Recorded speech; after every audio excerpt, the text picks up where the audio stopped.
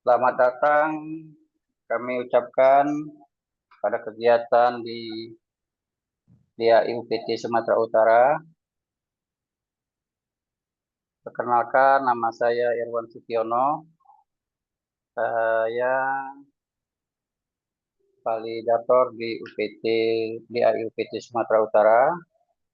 Telah hadir di sini juga Ketua Ikatan Arsitek Indonesia Provinsi Sumatera Utara, Arsitek Ahmad Arianto IAIAA. Dan telah hadir juga di sini narasumber kita dari Validator UPT Sumatera Utara. Selamat datang Arsitek Henry Swasta Sidabutar IAI. Sudah monitor, Bang? Monitor, Bang. Oh, terima kasih, Bang. Narasumber yang kedua, Arsitek Najri Fahmi sebagai verifikator di UPT DAI Sumatera Utara.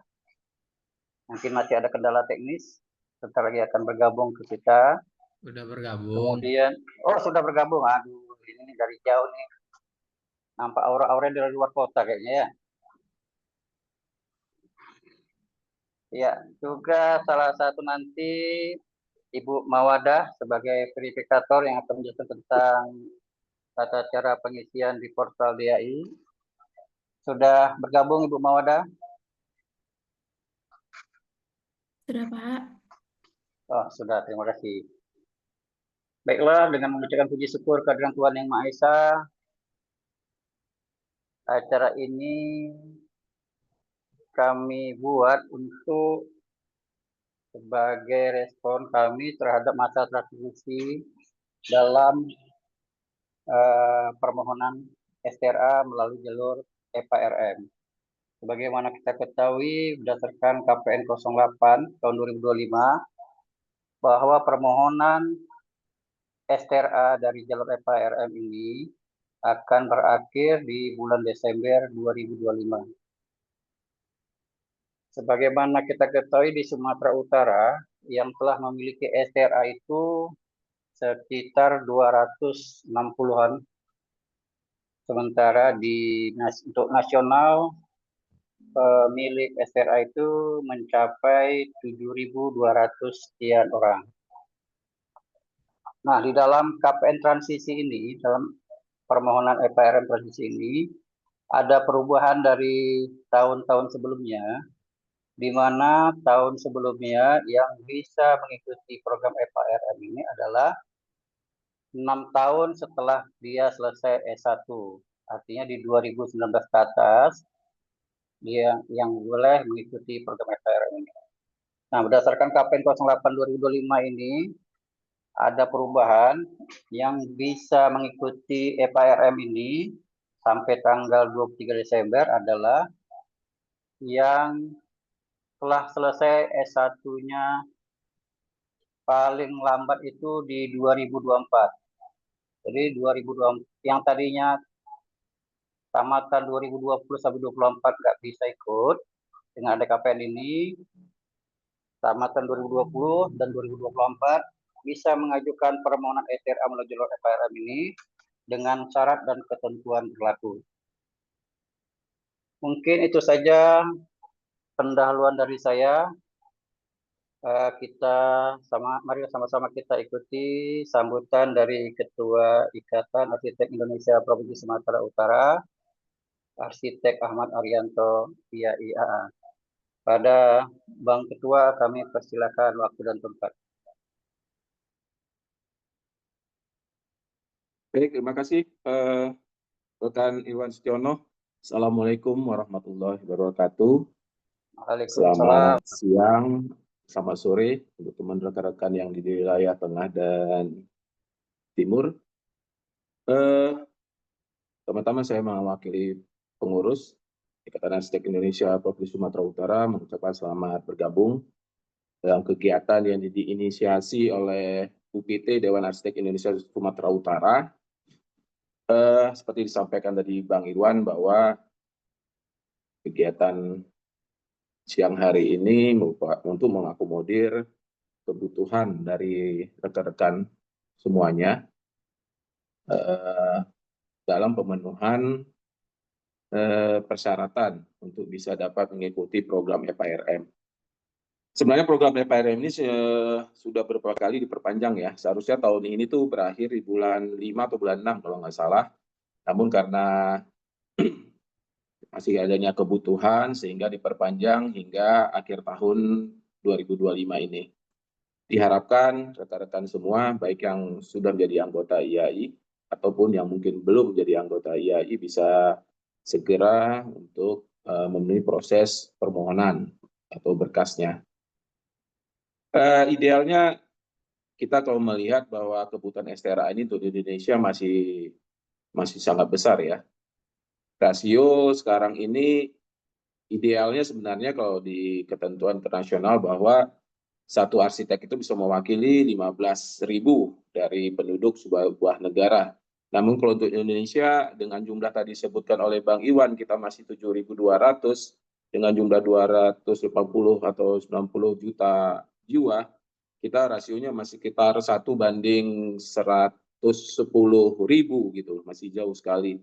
Jadi ya kita mungkin juga melihat latar belakang penyebaran ya penduduk Indonesia yang juga mungkin semuanya belum bisa mengakses arsitek.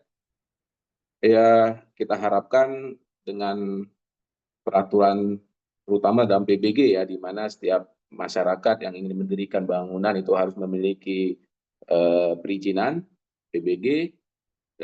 Tentunya kebutuhan arsitek atau yang memiliki STRA ini cukup besar sekali, gitu.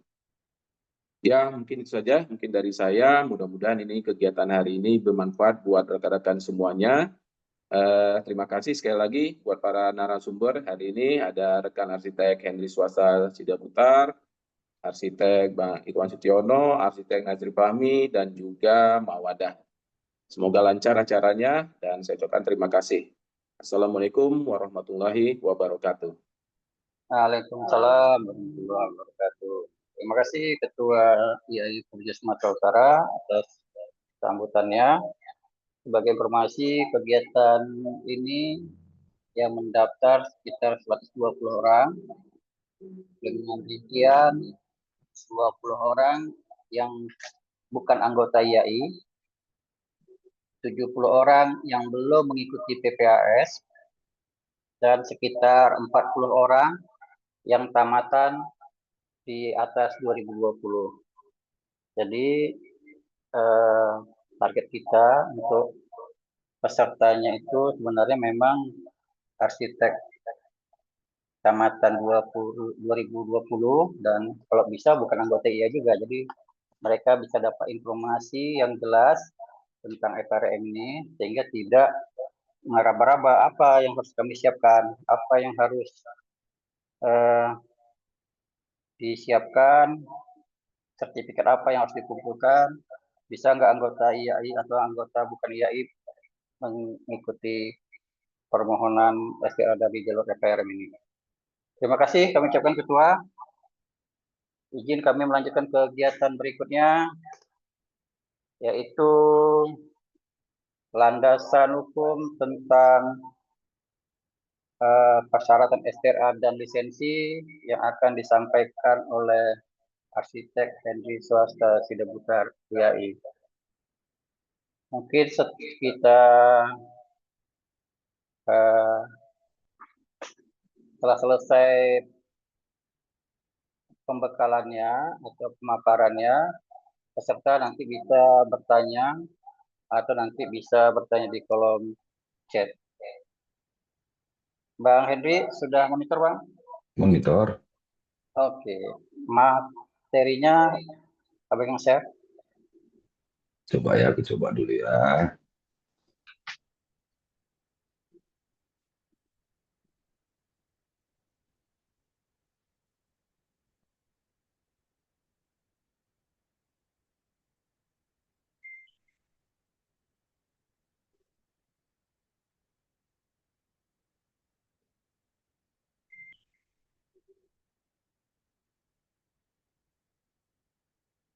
Ada kelihatan nggak? Masih. Yuk, harus sharing screen, belum ada tampilan apa-apa, Bang. Ya, sudah nampak. Ada? Oke, Udah? sudah, Bang. Sudah. Oke ya, Oke, sebentar ya. kami persilahkan Bang Henry Sidaputar untuk memberikan pemaparannya. Oke, baik. Selamat sore semua rekan-rekan yang ada di wilayah Indonesia bagian Barat, wilayah Indonesia Tengah maupun wilayah Indonesia Timur. Ada 100 orang lebih ya. Pertama-tama izinkan saya memperkenalkan diri. Nama saya Henry Swasta Sidaputar. Saat ini saya menjabat sebagai salah seorang dari 2 validator yang ada di UPT DAI Sumatera Utara. Nah, di keorganisasian DAI Pengurus Provinsi Sumatera Utara, saya juga menjabat sebagai sekretaris. Baik, saya ditugasi untuk memberikan pemaparan terkait STRA dan lisensi, apa yang menjadi landasan hukum dua istilah ini. Mungkin kita semua, terutama yang sudah bergelut di bidang arsitektural, sudah sering mendengar istilah ini, STRA dan lisensi. Nah, yang jadi masalah ini bagi kawan-kawan yang fresh graduate atau belum bergabung dengan IAI, mungkin sama seperti kami di awal-awal menganggap dua istilah ini merupakan istilah yang dalam tanda kutip eksklusif. Artinya memberatkan, terlalu mengada-ada, dan yang lain-lain lah. Pokoknya ada opini negatif terkait dua istilah ini, STRA dan lisensi. Nah, STRA dan lisensi ini merupakan istilah yang lahir dari Undang-Undang 6 tahun 2017 tentang arsitek. Baik, kita masuk ke pengertian. Ada 3 kata yang sering membingungkan antara arsitektur, arsitek, dan praktik arsitek. Jadi bisa kita lihat di slide, arsitektur itu wujud hasil penerapan ilmu pengetahuan. Jadi ini adalah ilmu pengetahuannya mengenai teknologi dan seni secara utuh dalam mengubah ruang dan lingkungan binaan. Jadi ruang dan lingkungan binaannya. Jadi dengan kata lain, arsitektur itu adalah keilmuannya. Nah, sedangkan arsitek adalah orang yang menggelutinya. Nah, praktik arsitek itu sendiri adalah proses penyelenggaraan kegiatannya. Jadi ini ada 3 istilah yang hampir mirip, tapi sebenarnya jauh berbeda. Jadi dari sini kita akan beranjak ke apa itu STRA dan lisensi. Mungkin untuk ini kita bisa pahami semua ya. Nah, kita coba untuk melawan lupa.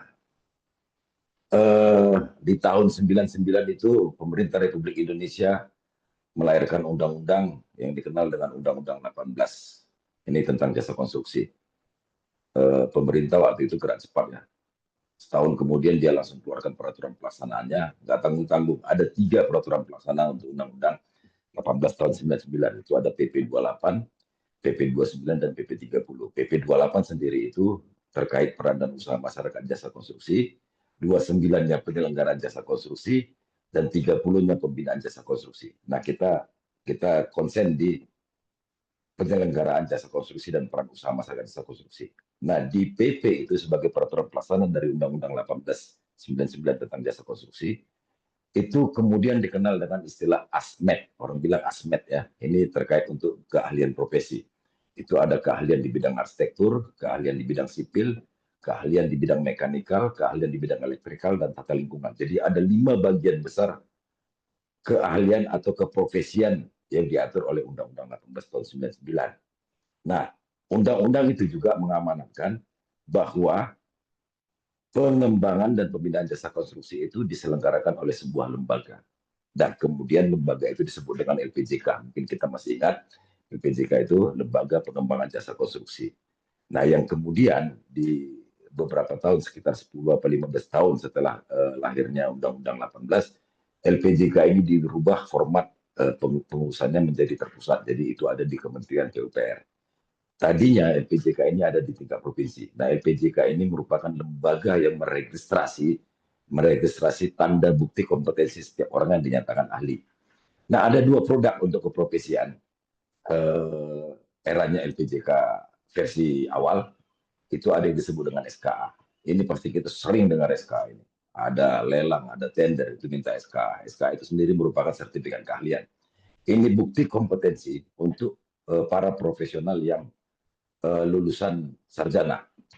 Ya, lulusan sarjana baik itu ahli madya, S1, S2 dan seterusnya. Itu ada sertifikat keahlian.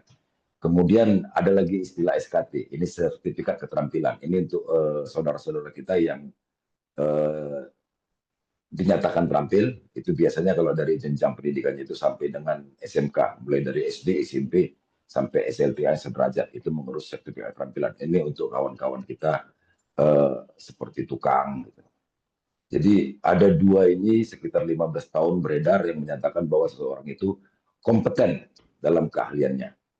Nah, kita sendiri di arsitektur itu masuk dalam bidang, arsitek itu masuk dalam bidang arsitektural. Dia ada 4 subbidang SKA untuk bidang kearsitekturalan. Itu pertama itu SKA 101 untuk yang arsitek bangunan gedung, kemudian 102 untuk yang bidang interior design, dan 103 untuk yang lanskap, dan 104 itu untuk yang bidang iluminasi atau pencahayaan. Nah, ini produknya Undang-Undang 18 tahun 99. Nah, kemudian lebih dari 1 dekade diterbitkan pemerintah Undang-Undang 6 tahun 2017. Sekalian terbit lagi Undang-Undang 2 tahun 2017 ini sebagai pengganti Undang-Undang 18 tahun 99 tentang jasa konstruksi. Jadi hampir sama lahirnya dua undang-undang ini. Nah, peraturan pelaksananya juga terbit 1 tahun kemudian untuk Undang-Undang 2 2017 itu dilahirkan pemerintah PP 22 tahun 2020 yang kemudian di tahun 2021 diganti dengan PP nomor 14. Ya, intinya Undang-Undang 2 2017 itu adalah penyempurnaan dari Undang-Undang 18 tahun 99. Jadi di situ mengatur tentang layanan jasa konstruksi, klasifikasi dan kualifikasi usaha, pengawasan tentang penyelenggara jasa konstruksi dan penyelesaian sengketa terkait pekerjaan-pekerjaan konstruksi. Gitu. Nah, ada yang berbeda di Undang-Undang 2 2017. Istilah SKA tadi sebagai produknya Undang-Undang 18 tahun 99 itu sudah diganti dengan SKK. Jadi semuanya menjadi satu bukti kompetensi yang membedakan tuh hanya jenjangnya, mulai dari jenjang 4 sampai dengan jenjang 9. Nah, yang SKA tadi itu ada di kisaran jenjang 7, 8, dan 9. 7 itu sama dengan SKA muda, 8 itu SKA madya, dan 9 adalah SKA utama. Jadi di situ ditegaskan tenaga kerja konstruksi atau sering disebut dengan istilah TKK adalah orang yang memiliki keterampilan atau pengetahuan dan pengalaman. Ini kita garis bawahi ya, keterampilan atau pengetahuan dan pengalaman dalam melaksanakan pekerjaan konstruksi yang dibuktikan dengan kepemilikan sertifikat kompetensi kerja atau SKK. Nah, jadi ini kita juga sering dengar istilah SKK ini. Jadi inilah dia pengertiannya berdasarkan Undang-Undang 2 2017. Nah, adakah profesi arsitek disebut di Undang-Undang 2017? Ada. Itu terutama untuk jenjang yang ahli pratama dulu kalau kita masih masa SKA. Jadi untuk jenjang 6 itu masih diterbitkan oleh LPJK melalui Kementerian PUPR. Nah, di tahun yang sama seperti saya sebutkan tadi itu juga dilahirkan Undang-Undang 6 tahun 2017. Ini merupakan sebuah perjuangan panjang sejak didirikannya organisasi profesi yang kita cintai ini di tahun 59. Nah, di tahun 2017 lah baru undang-undang itu terbentuk. Nah, kemudian undang-undang ini ada revisi di Undang-Undang Cipta Kerja tahun 2021 ya. Ya, tahun 2021 Undang-Undang Cipta Kerja ini ada direvisi, tapi perubahan antara Undang-Undang nomor 20 tentang Cipta Kerja dengan Undang-Undang 6 2017 tentang arsitek itu tidak terlalu signifikan. Jadi itu hanya berupa proses pembukaan lapangan pekerjaan yang lebih luas. Nah, peraturan pelaksananya sendiri itu lahir 4 tahun kemudian. Di tahun 2021 itu dikeluarkanlah peraturan pemerintah nomor 15. Ya, di situ memuat detail daripada Undang-Undang nomor 6 tahun 2017 tentang arsitek. Jadi definisi standar kinerja arsitek, tentang registrasi dan lisensi, pembinaan dan saksi dan pengabdian masyarakat. Jadi di situ tenaga kerja konstruksi tadi yang disebutkan di Undang-Undang 2 di 2017 lebih dikhususkan lagi untuk tenaga kerja atau profesi kearsitekan, khusus bangunan gedung. Jadi dia sudah punya aturan main sendiri melalui Undang-Undang 6 2017 dan PP 15 tahun 2021. Nah, perlu kita garis bawahi di undang-undang itu ditekankan bahwa setiap arsitek, jadi kalau kita balik ke pengertian awal tadi, arsitek itu berarti orang yang melakukan praktik arsitek itu harus memiliki surat tanda registrasi. Atau inilah yang sering kita sebut dengan STRA. Siapa yang menerbitkan? Diterbitkan oleh Dewan. Nah, Dewan itu adalah Dewan Arsitek Indonesia yang dibentuk oleh asosiasi profesi. Nah, di undang-undang itu juga jelas dibuat bahwa Asosiasi Profesi Arsitek adalah Ikatan Arsitek Indonesia. Jadi ini mungkin menghindari kejadian saat produknya Undang-Undang 18 tahun 99 yang menyebutkan bahwa terkait pembinaan dan pengembangan jasa konstruksi itu akan diatur oleh sebuah lembaga. Nah, ini kita kilas balik ya, didirikanlah LPJK. Nah, ternyata karena hanya sebutan satu kata lembaga, ada beberapa orang yang membuat lembaga tandingan dan menyebutnya sebagai LJKI. Itu di era tahun 2002 kemarin. Ini sempat sampai ribut jasa konstruksi, sempat berguncang. LJKI itu Lembaga Jasa Konstruksi Indonesia yang mengaku bahwa mereka adalah amanat dari Undang-Undang 18 tahun 99. Nah, kondisi ini detailkan di Undang-Undang 6 2017 langsung menyebutkan bahwa asosiasi profesi itu adalah Ikatan Arsitek Indonesia. Dan mudah-mudahan tidak terjadi gonjang-ganjing, akan lahir nanti asosiasi-asosiasi profesi arsitek yang sebagai tandingan dari YAI. Nah, kemudian tadi kita sudah singgung sebentar terkait STRA atau Surat Tanda Registrasi Arsitek. Nah, terus di PP 15 ini juga dijelaskan secara gamblang terkait lisensi. Jadi sebagai pengantar kami sebutkan bahwa dalam penyelenggaraan bangunan gedung, ya kita garis bawahi, nanti dijelaskan narasumber lain juga akan menjelaskannya. Dalam penyelenggaraan bangunan gedung, arsitek wajib memiliki lisensi. Artinya apa kalau kita simpulkan? Di dalam penyelenggaraan bangunan gedung, arsitek sebagai penanggung jawabnya harus sudah memiliki STRA dan lisensi. Nah, sampai situ mungkin kita bisa paham ya.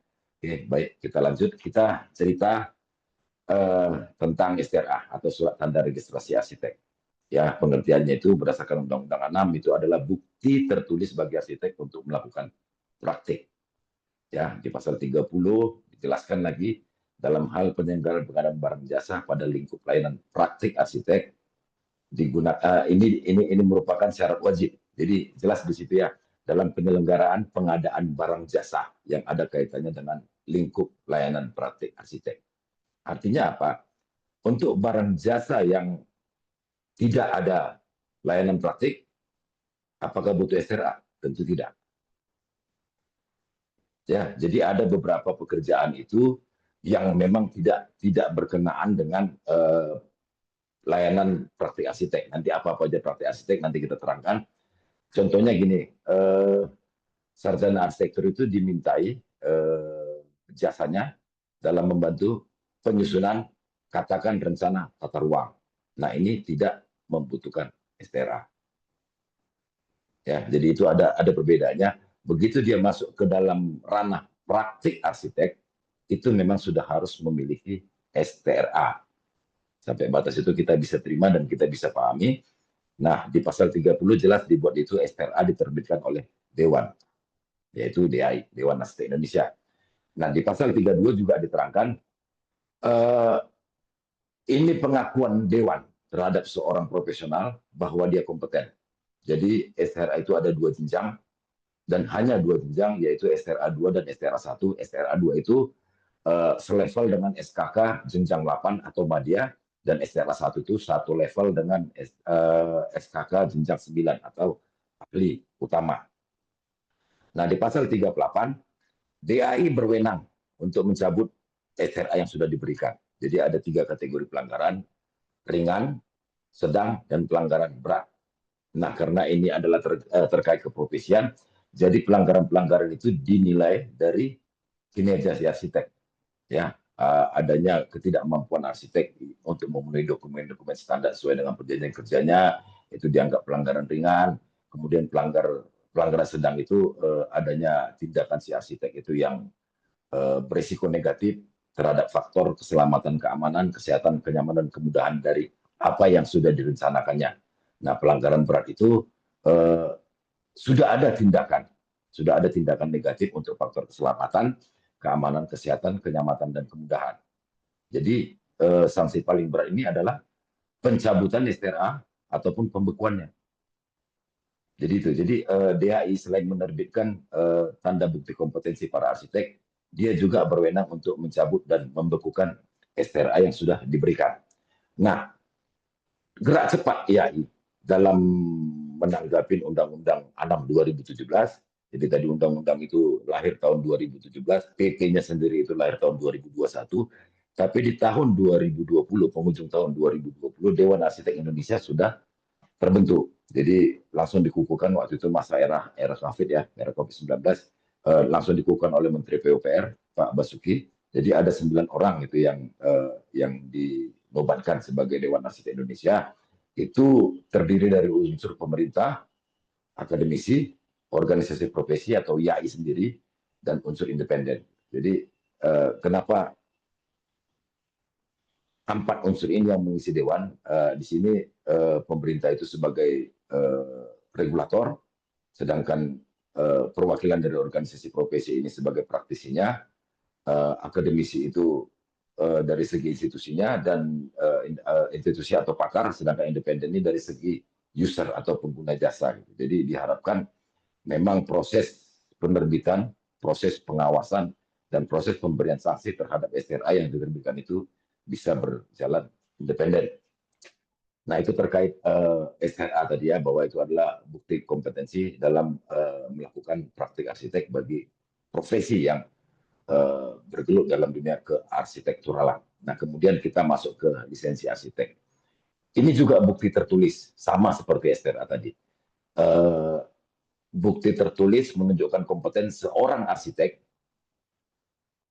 dalam penyelenggaraan bangunan gedung. Jadi penyelenggaraan bangunan gedung itu seperti dulu kita kenal istilah IMB ya, izin mendirikan bangunan gedung. Nah, sekarang itu dirubah melalui PP. Kami bilang melalui PP karena undang-undangnya itu tetap Undang-Undang 28 tahun 2000 tentang bangunan gedung. Kemudian PP 36 2005 itu diganti dengan PP 16 tahun 2021. Nah, istilah IMB itu diganti menjadi PBG atau Persetujuan Bangunan Gedung.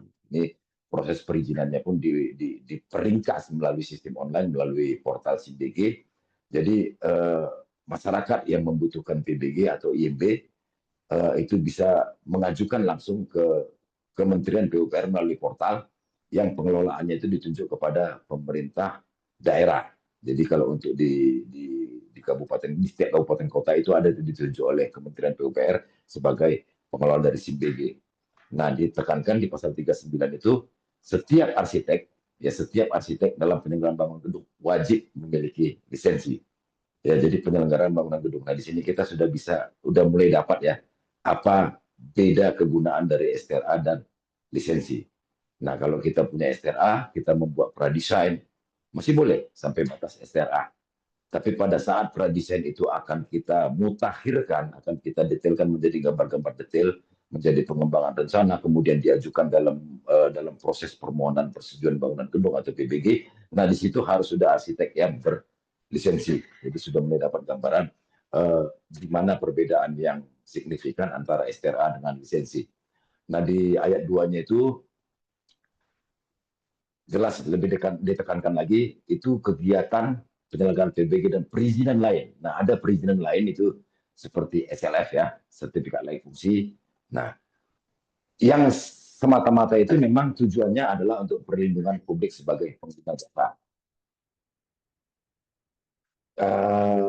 Ada pengaturan lebih lanjut di ayat 3 bahwa arsitek yang belum memiliki lisensi itu wajib bekerja sama dengan arsitek yang sudah memiliki lisensi. Jadi artinya apa? Ini menekankan kembali atau menegaskan kembali ayat 1 bahwa setiap profesi arsitek yang bergelut dalam penyelenggaraan bangunan gedung memang harus memiliki lisensi.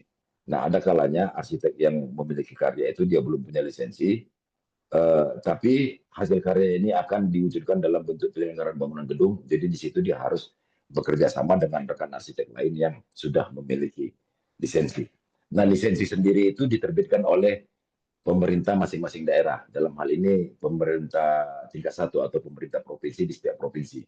Jadi secara hierarki nanti pemerintah provinsi atau gubernur akan menunjuk instansi yang khusus menangani urusan bangunan gedung. Jadi STRA tadi diterbitkan oleh Dewan Arsitek Indonesia dan sifatnya berlaku nasional seluruh Indonesia, sedangkan STRA ini diterbitkan oleh pemerintah daerah atau provinsi, dan ini hanya berlaku di satu provinsi tempat di mana lisensi itu diterbitkan. Nah, namun setiap arsitek itu dibebaskan untuk memiliki lebih dari satu lisensi. Contohnya, seorang arsitek itu memiliki lisensi untuk katakanlah Provinsi Sumatera Utara. Nah, ternyata dia punya klien yang akan mengajukan proses persetujuan bangunan gedung di provinsi lain, contohnya di Sumatera Barat gitu. Nah, dia boleh mengajukan permohonan lisensi ke pemerintah Provinsi Sumatera Barat. Apa syaratnya nanti akan kita terangkan. Di pasal 40 ini dia syaratnya. Jadi arsitek yang mengajukan lisensi itu harus memiliki STRA yang masih berlaku. Nah, artinya semua arsitek yang memiliki lisensi itu sudah pasti memiliki STRA. Tapi arsitek yang memiliki STRA belum tentu memiliki lisensi. Terus di poin 2 itu dijelaskan lagi bahwa dalam pengajuan lisensi kepada pemerintah provinsi, si pemohon harus membawa rekomendasi dari organisasi profesi. Artinya merujuk kembali kepada ketentuan umum Undang-Undang 6 2017, organisasi profesi itu adalah Ikatan Arsitek Indonesia. Jadi seperti tadi kami bilang bahwa lisensi itu diajukan kepada pemerintah provinsi atau gubernur masing-masing provinsi dengan membawa bukti STRA yang masih berlaku dan rekomendasi dari organisasi profesi. Nah, untuk mendapatkan rekomendasi dari organisasi profesi ini, itu ada prosedur yang harus dilewati, ada beberapa tahap seperti ujian, wawancara, itu nanti narasumber lain akan menerangkan lebih detail terkait lisensi. Nah, lingkup layanan praktik arsitek itu sendiri berdasarkan PP 15 itu ada 6. Pertama, penyusunan studi awal arsitektur atau pradesain. Nah, di sini tadi yang kami sebutkan, pada tahap ini seorang profesi arsitek itu belum harus memiliki lisensi. Ya, jadi dia cukup dengan STRA-nya, dia melakukan penyusunan studi awal arsitektur. Nah, di ayat 2, pada saat pradesain tadi itu akan dilanjutkan ke dalam tahap pengembangan rancangan sampai dengan penyusunan dokumen teknis seperti BESTEK atau gambar-gambar detail ya. Terus ada mungkin sampai rencana anggaran biaya, sampai spesifikasi teknis untuk kemudian diajukan dalam proses persetujuan bangunan gedung. Nah, di sini arsitek yang bertanggung jawab itu harus sudah memiliki lisensi di tahap selanjutnya.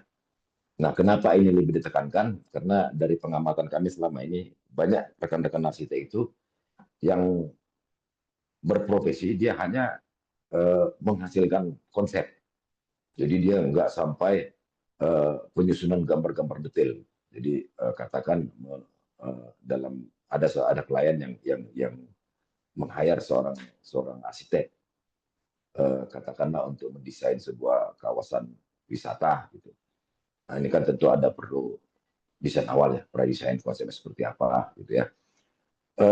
Sampai tahap itu arsitek yang bekerja itu belum harus berlisensi. Dengan kepemilikan STRA cukup. Nah, selanjutnya pada saat pradesain itu akan dimutakhirkan menjadi bentuk pengembangan rancangan sampai ke dokumen-dokumen teknis perencanaan. Nah, di sini arsitek yang bertanggung jawab itu memang sudah harus berlisensi. Jadi semakin jelas sama kita bedanya kegunaan dari STRA dan lisensi. Nah, ada juga kinerja arsitek itu terkait pelestarian bangunan gedung, ya ini juga harus berlisensi karena ini sudah ada kaitannya dengan publik. Kemudian perancangan tata bangunan dan lingkungan juga lisensi, penyusunan dokumen perencanaan teknis, ya ini jelas tadi ayat 2 tadi juga dijelaskan, ini memang harus ditanggung jawabkan oleh arsitek berlisensi, dan pengawasan aspek arsitektural. pada saat tahap konstruksi. Nah, ini belum harusnya berlisensi. Jadi yang ber-STRA itu bisa melakukan pengawasan terhadap aspek arsitektural di proses konstruksi. Mungkin itu yang bisa kami sampaikan ya terkait landasan hukum STRA dan lisensi. Ya, jadi landasan hukum itu jelas, Undang-Undang 6 tahun 2017 dan peraturan pelaksananya itu PP 15 tahun 2021. Nah, nanti proses bagaimana kita mengajukan STRA, bagaimana selanjutnya kita mengajukan lisensi, ini akan dipaparkan oleh rekan-rekan narasumber yang lain. Jadi sebagai kesimpulan, STRA dan lisensi merupakan dua produk hukum utama dalam pelaksanaan profesi arsitek di Indonesia. Tujuannya itu untuk menjamin bahwa arsitek yang berpraktik memiliki kompetensi, tanggung jawab, dan legalitas. Dengan demikian, profesi arsitek terlindungi dan masyarakat mendapat jaminan keselamatan serta kualitas lingkungan binaan yang baik. Sekian dan terima kasih. Kami kembali Terima dengan kasih, narasumber. Bang Henry. Ya. Terima kasih atas pemaparannya. Memang agak-agak sedikit berat ini materinya siang-siang dan ngantuk. Kita tentang landasan hukum lagi kan, Bang. Betul, Bang. Jadi sebelum kita lempar ke floor nih, Bang, ada juga bertanya nih. Boleh kamu moderator bertanya nih, Bang ya? Boleh, Bang. Apakah setiap daerah itu sama prosesnya untuk mendapatkan lisensi, Bang? Satu aja yang tanya, Bang. Dari tiga, Bang. Dari Ya. Itu Oke, yang pertama, baik. Bang. Nanti, Bang. Yang kedua ini, apakah STRA itu sama dengan SKA?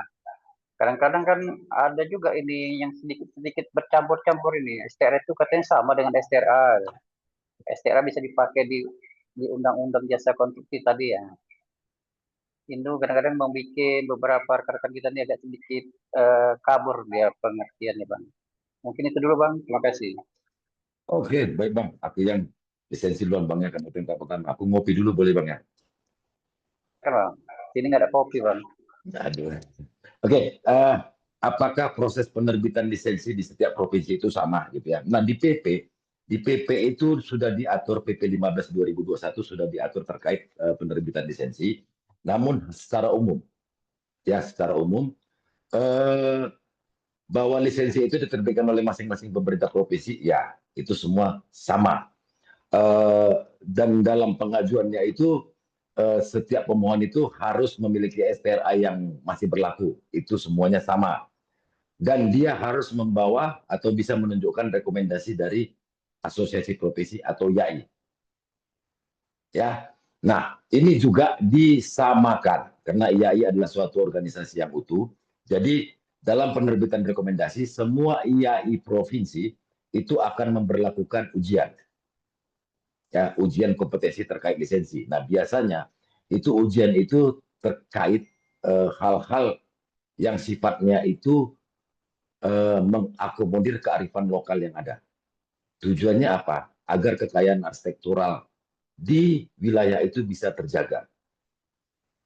Jadi memang kalau kita ikut ujian kompetensi lisensi di arsitek di IAI Sumatera Utara, itu soal-soalnya itu hanya berkutat dalam kearifan lokal kearsitektural yang ada di Sumatera Utara. Demikian juga di Sumatera Barat mungkin nanti atau di Sumatera Selatan, di Papua gitu. Jadi memang di situ soal-soal itu akan berkutat terkait kearifan lokal yang ada untuk arsitektural, mulai dari sejarahnya, sejarah arsitektural di wilayah itu, kemudian topografinya, peraturan-peraturan terkait bangunan gedung yang ada di provinsi itu, dan hal-hal lain yang sifatnya memang kedaerahan.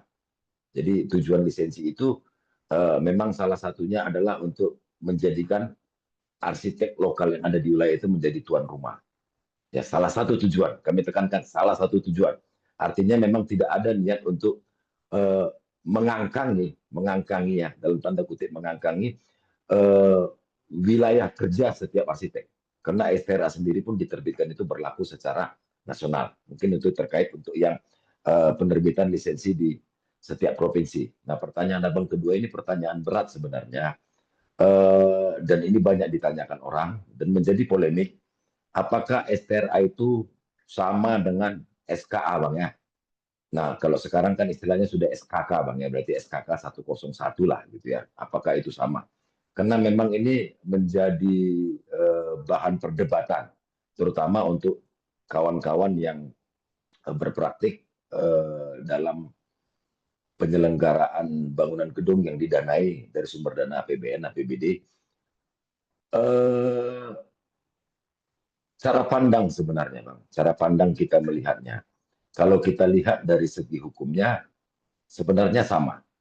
Ya, seperti tadi kami terangkan, SKK atau sertifikat kompetisi kerja itu kan lahir sebagai bagian dari produk Undang-Undang Nomor 2 Tahun 2017 tentang jasa konstruksi. Ya, di situ bukti keprofesian itu diwujudkan dalam bentuk SKK atau sertifikat